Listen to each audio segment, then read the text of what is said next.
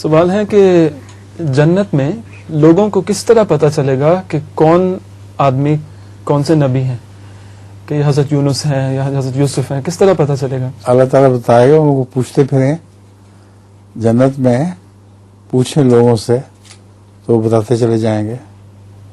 کوئی مشکل نہیں ہے۔ اچھا، میں نے ایک دفعہ خواب میں دیکھا تھا کہ حضرت مسیح موعود علیہ الصلوۃ والسلام ہیں مسجد مبارک میں بیٹھے ہوئے، اور قادیان کی طرف منہ ہے،